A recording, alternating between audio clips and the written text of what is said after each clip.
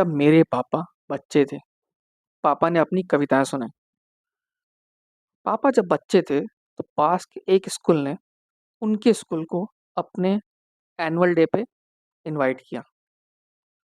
ये एक बुलावा दूसरे इन्विटेशन के बदले था। यानी कि ये इन्विटेशन दूसरे इन्विटेशन के बदले था। दूसरे स्कूल के बच्चे पापा के स्कूल के एनुअल डे पे पहले ही आ चुके थे और उसमें पार्टिसिपेट कर चुके थे।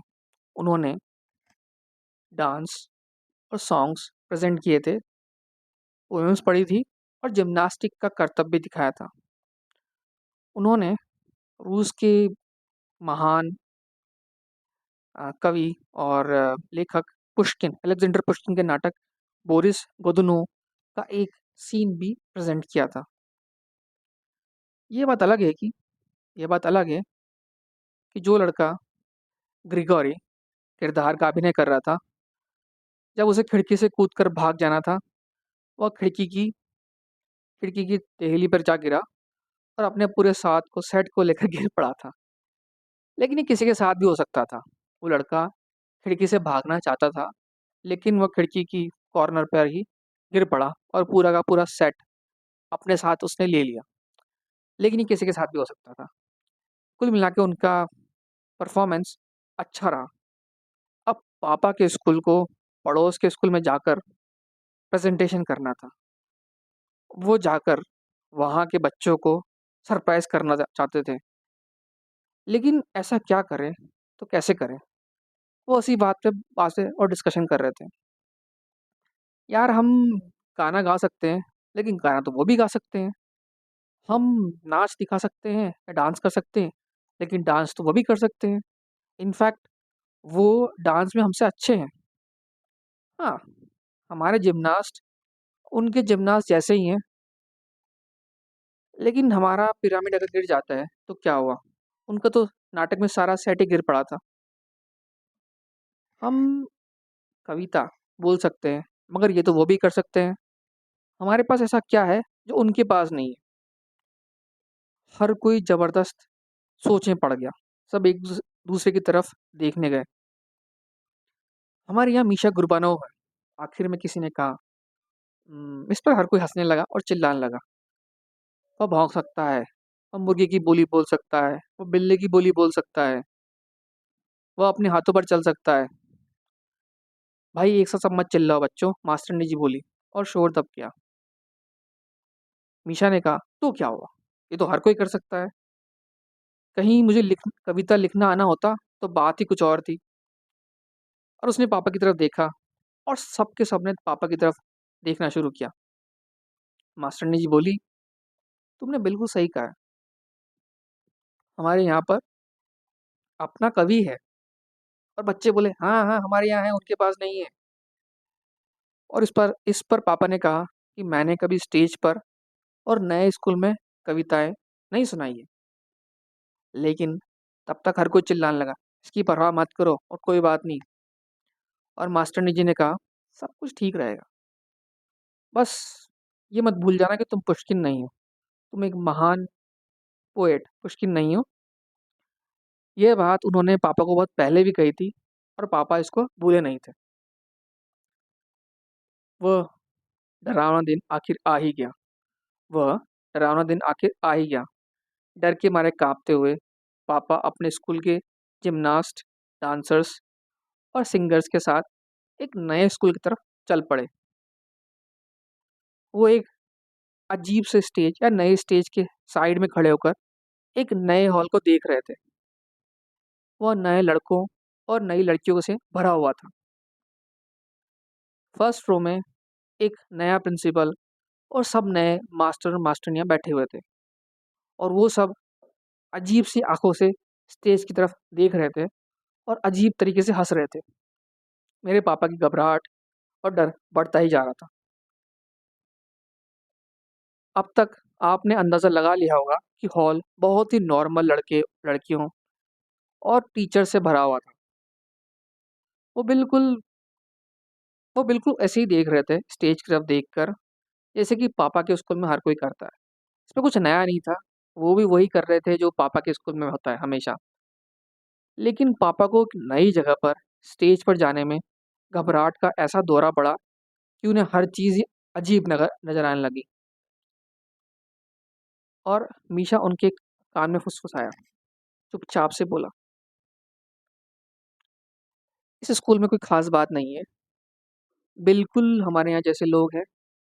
इनफैक्ट उससे भी बदतर, हमारा स्कूल बेटर है। बेकार ही लड़कियों ने उन्हें मिठाई की गोलियां दी। बेकार ही मास्टर जी ने उनसे कहा, शर्म आ जानी चाहिए तुम्हें। तुम्हें तो कविता रटी पड़ी है ना। हाँ, पापा ने बिल्कुल डरते हुए जवाब दिया। और आखिर वो डरावनी घड़ी आ ही गई। मंच पर अनाउंसर ने बोला, अब हमारे स्कूल के एक कवि आपको अपनी कविता सुनाएंगे। हर किसी ने तालियां बजाई। मीशा ने पापा को धकेला और पापा अपने भारी मन से अपने पैरों को घसीटते लंगड़ाते हुए स्टेज पर आ गए। अपनी जिंदगी में कभी उन्हें ऐसा डर नहीं लगा था। उनकी आंखों में पूरा हाल घूम रहा था। उनका मुंह धूल की तरह चुप धूल की तरह बिल्कुल सूख गया था। उनके कानों में एक अजीब सी भिनभिनाहट हो रही थी।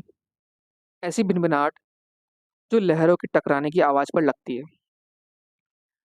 मेरे पापा को हॉल में एक भी चेहरा ठीक से नहीं दिखाई दे रहा था।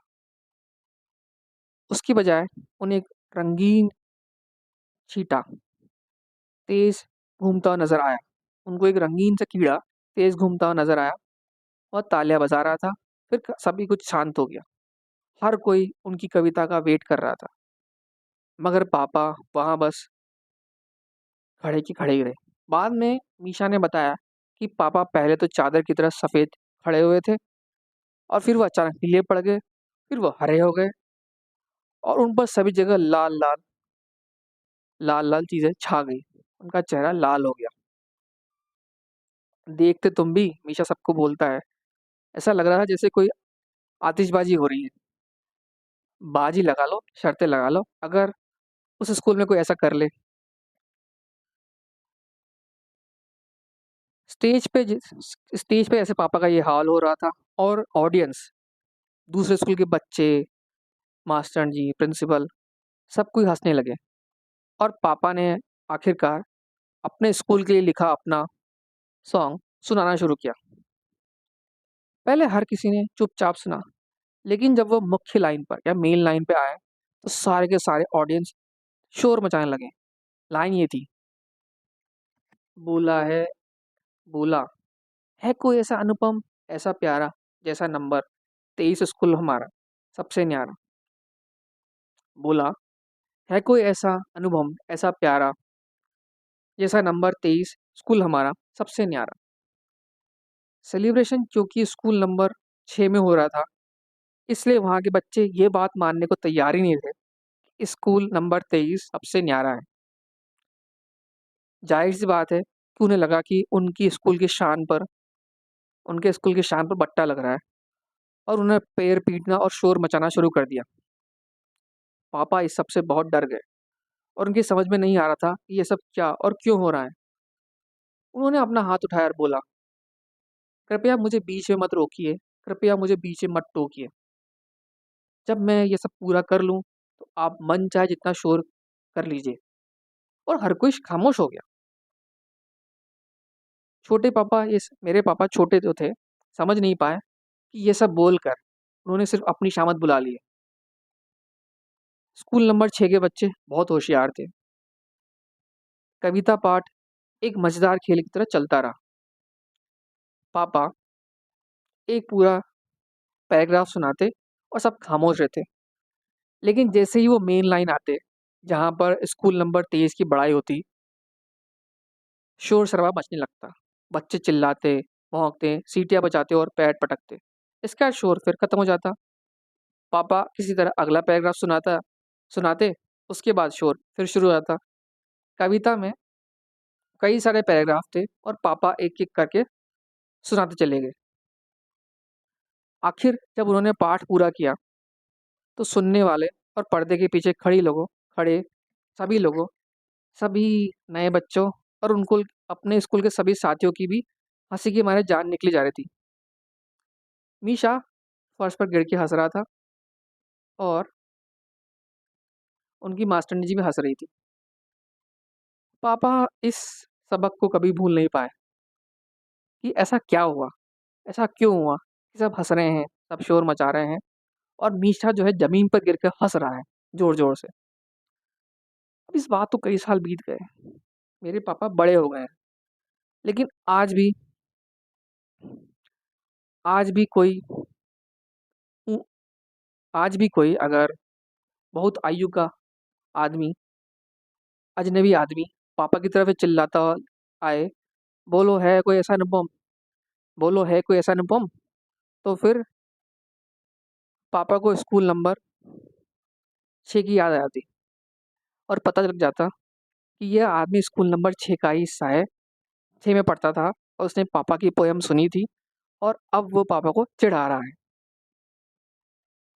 उसे पापा की कविता अभी भी याद है और पापा ये कभी नहीं भूले कि वो पुष्किन नहीं है। उम्मीद है आपको ये कहानी पसंद आई होगी और आप भी अपने पापा से कनेक्ट होंगे या अगर आप पापा हैं तो अपने बचपन की याद आपको आ गई होगी। और कोई फीडबैक आपकी है तो आप कमेंट बॉक्स में लिख सकते हैं और अगली कहानी तक जैसे हम रूस में बोलते हैं, "До свидания", पक्का।